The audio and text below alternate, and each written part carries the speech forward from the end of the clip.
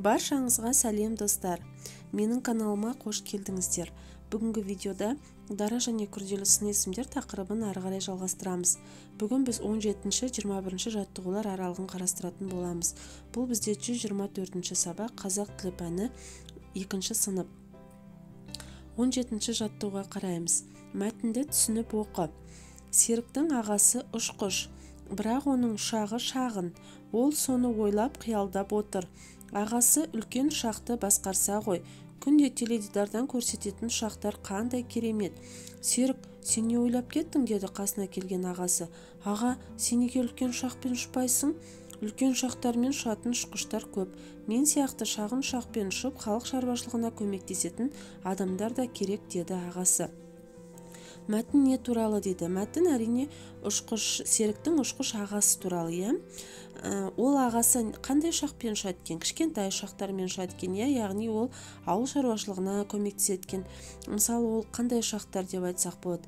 Міне, ұшақтың түрлері көп, иә. Біреуі мысалы жаңағы үлкен адамдарды қаладан қалаға, мемлекеттен мемлекетке таситын ұшақтар болады.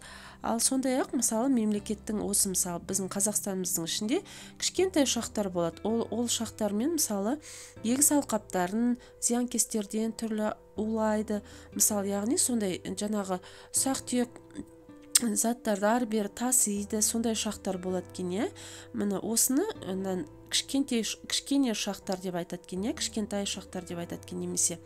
Енді мәтін саған ұнады ма дейді? Әрине ұнады, иә. Бұл мәтін кәдімгі жаңағы бізге бір нәрсе болса да білеміз, иә, бұл мәтіннен. Яғни кішкентай ұшақпен ұшатын адамдар өте аз екен. Көбінесе ұшқыштар үлкен ұшақпен ұшады екен, ал мынандай кішкентай ұшақтарды басқаратын адамдар өте аз болады екен, иә. Ұшақтың қандай түрлерін білесің? Міне ұшақтың түрлері жаңағы жолаушылар тасымалдайтын ұшақтар, тікұшақтар, сосын жаңағы әскери ұшақтар болады екен, иә. Тағы да біз оны неше рет қайталаған болатынбыз балалар алдыңғы видеоларда. Бұрынғы заманда жаңағы балалар мынандай ұшақ, тікұшақ, әскери ұшақтар болмай тұрған кезде әуе шарлары, дельтапландар, неше түрлі дирижабльдар, яғни сондай неше түрлі басқа да ұшақ түрлері болған екен. Жақсы, ары қарай кеттік. 18 жаттығу. Өлеңді қатесін түзеп көшіріп жаз. Мына жерде өлең берілген, осыда бір қате кеткен. Мынау жасыл қарындаш, мұнымен гүлді бояймын. Гүлді бояймын ба, гүлді бояймын ба? Әрине гүлді бояймын. Мынау көк қарындаш, мұнымен суды бояймын. Енді осы жерден сын есімді тап дейді. Сын есім жасыл және көк деген екі сөзге қандай жасыл, қандай көк. Қарамен берілген сөздердің түбірі мен қосымшасын ажырат дейді. Енді гүлді және суды деген сөздердің түбір қосымшаларын ажыратамыз. Гүлді, гүл түбірі, д деген ол жалғау, су түбірі, д деген ол жалғау екен. Жақсы, келесі 19 жаттығу. Берілген әріптер қатарында жасырынған сын есімдерді тауып оқы. Енді мына жерде көп әріптер берілген. Осылардың ішінде міне сендерге түсінікті болсын деп қызылмен белгілеп қойған. Бұның барлығын оқысақ сын есім екен.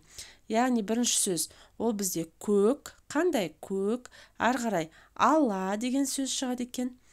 Ақ деген сөз бар екен. Лас деген сөз бар екен. Әдемі, ірі, таза, қысқа, сарғыш деген сөздер бар екен. Яғни бұл жаңағы осы жерде жасырынып тұрған біз сын есімдерді таптық. Міне бұл жаттығу осылай орындалады. Келесі 20 жаттығу балалар. Өлеңді көшіріп жаз дейді. Жаман бала өзін өзі мақтайды. Жақсы бала ар-ұятын сақтайды. Тоқылдақтар тоқ-тоқ етіп тоқтайды. Бұлбұл құстай әсем әуен таппайды. Енді қараңдар, өлең не туралы екен? Бұл өлеңді қайтадан оқимын. Жаман бала өзін өзі мақтайды. Яғни бала өз-өзін мақтауға болмайды, иә. Мысалы, адамды сенің жақсылығыңды көріп, басқа адам сені мақтаса, басқа адам сенің жақсылығыңды көрсе, ол сол дұрыс, иә. Сен өзіңді өзің мақтай беретін болсаң, ол не болғаны?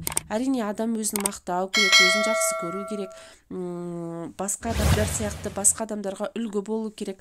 Бірақ тым қатты есерленіп, өзін қатты мақтап кетуге болмайды, иә, балалар.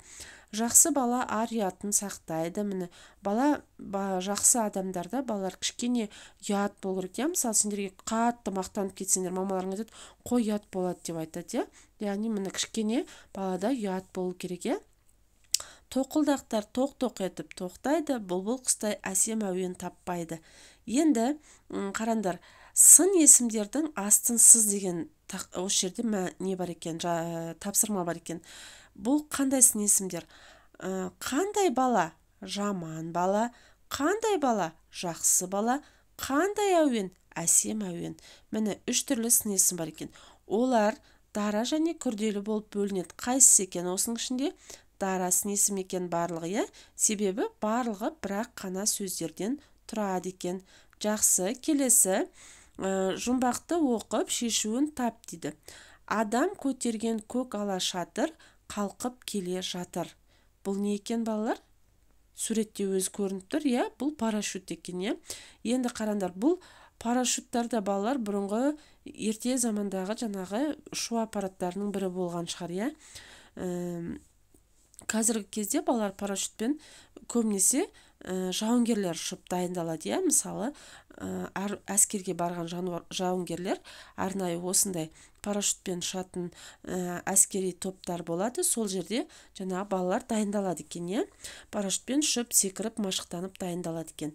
Енді қараңдар, осы жерден сын есімдерді тап дейді.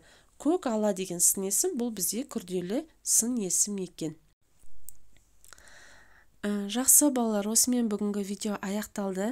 Менімен бірге видеоны соңына дейін тамашалағандарыңа көптен көп рахмет. Келесі видеоларда кездескенше сау болыңдар.